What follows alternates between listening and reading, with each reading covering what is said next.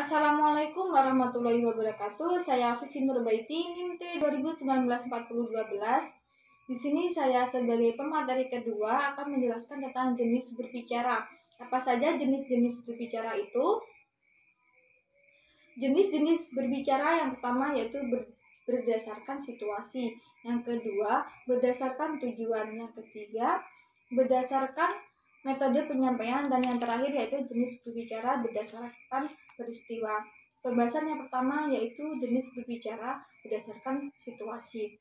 Dalam hal ini ada dua hal, yaitu yang pertama berdasarkan situasi formal. Dalam situasi formal, pembicara diharuskan atau dituntut untuk berbicara secara formal pula, seperti ceramah,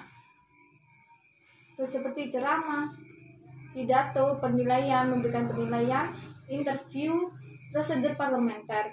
Dan hal yang kedua yaitu situasi informal. Dalam situasi informal ini, pembicara diharuskan berbicara secara tidak formal pula. Berbicara informal biasa kita lakukan dalam kehidupan sehari-hari, seperti kita saling bercakapan, tukar pengalaman, berteleponan, menyampaikan berita, menyampaikan pengumuman, dan lain-lain. Yang kedua yaitu jenis berbicara berdasarkan tujuan. Yang pertama yaitu tujuannya untuk menghibur. Jadi pembicara berusaha untuk membuat si pendengar menjadi senang, ceria, dan juga gembira. Contohnya seperti kita memberikan lawakan, guyonan, menonton cerita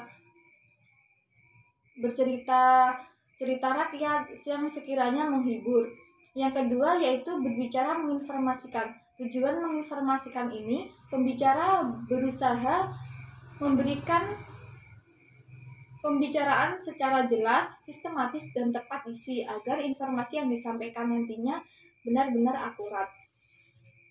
Contohnya seperti guru memberikan informasi kepada siswanya mengenai jadwal ujian semester. Yang ketiga yaitu berbicara menstimulasi. Dalam hal ini pembicara berusaha membangkitkan semangat pendengarnya sehingga pendengar itu menjadi lebih baik, lebih sopan, lebih berkesinambungan dalam belajar. Contohnya, guru memberikan nasihat kepada siswanya yang malas dan lalai akan tugasnya.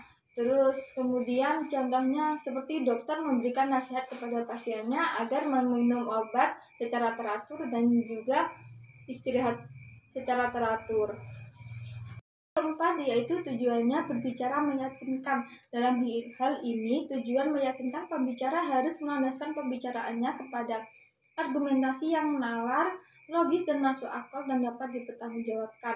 Contohnya seperti ada calon kepala desa menyampaikan pidatonya, visi dan misinya kepada warganya agar meyakinkan warganya untuk memilihnya. Yang kelima yaitu berbicara menggerakkan atau berpidato. Ini merupakan kelanjutan dari berbicara membangkitkan semangat atau menstimulasi, serta menuntut keseriusan baik dari segi pembicara maupun dari segi pendengarnya.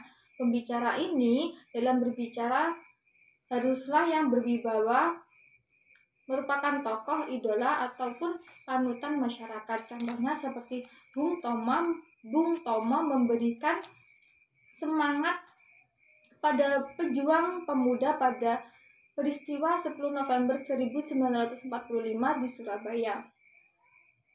Yang ketiga yaitu jenis berbicara berdasarkan metode penyampaiannya. Yang pertama yaitu ada berbicara secara mendadak.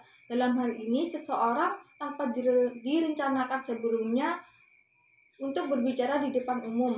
Kebanyakan seseorang dalam acara apapun itu ditunjuk agar mengisi sambutan maupun pidato secara mendadak. Yang kedua yaitu berbicara berdasarkan catatan kecil. Dalam hal ini sebagian pembicara sudah membuat catatan kecil khusus di kartu maupun di kertas ataupun di lainnya yang isinya butir-butir atau poin-poin yang penting yang nantinya sebagai pedoman dalam berbicara. Yang ketiga yaitu berbicara berdasarkan hafalan. Hal ini pembicara yang dalam taraf belajar mempersiapkan bahan pembicaraannya dengan cermat dan dituliskan dengan lengkap. Bahan yang ditulis itu nantinya dihafalkan kata demi kata, lalu ditampilkan berbicara berdasarkan hasil hafalannya. Yang keempat yaitu berbicara berdasarkan naskah. Dalam hal ini, pembicara melaksanakan dalam situasi yang menuntut kepastian yang bersifat resmi dan menyangkut kepentingan umum. Contohnya itu seperti pembina upacara membacakan naskah teks Pancasila. Dalam hal ini kan sudah disiapkan sebelumnya, yaitu berbicara berdasarkan naskah. Yang kelima yaitu berdasarkan jumlah pendengar. Dalam hal ini dibagi menjadi 3 jenis. Yang pertama yaitu berbicara antar pribadi atau 2 orang yang saling bercakapan untuk membahas sesuatu. Yang kedua berbicara dalam kelompok kecil. Dalam hal ini pembicara menghadapi pendengar sejumlah 3-5 orang. Dan yang terakhir itu berbicara dalam kelompok besar. Dalam hal ini pembicara berbicara kepada orang banyak ataupun massa.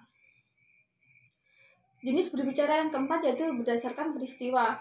Dalam hal ini meliputi pidato presentasi atau berbicara secara presentasi. Ini merupakan pidato yang dilakukan dalam suasana pembagian hadiah. Yang kedua, pidato sambutan, yaitu berisi ucapan selamat datang pada tamu.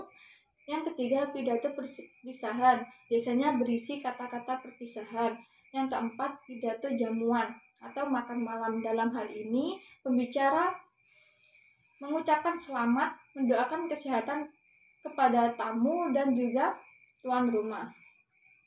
Yang kelima yaitu pidato perkenalan. Dalam hal ini pembicara menjelaskan pihak yang diperkenalkan seperti tentang nama, jabatan, pendidikan, pengalaman kerja, keahlian yang dimiliki.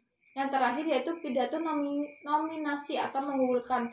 Dalam hal ini pembicara membicarakan tentang isi pujian, alasan, atau mengapa sesuatu itu yang diunggulkan. Sekian itu tadi penjelasan dari jenis-jenis berbicara, semoga bermanfaat. Mohon maaf apabila ada salah kata. Wassalamualaikum warahmatullahi wabarakatuh. Terima kasih.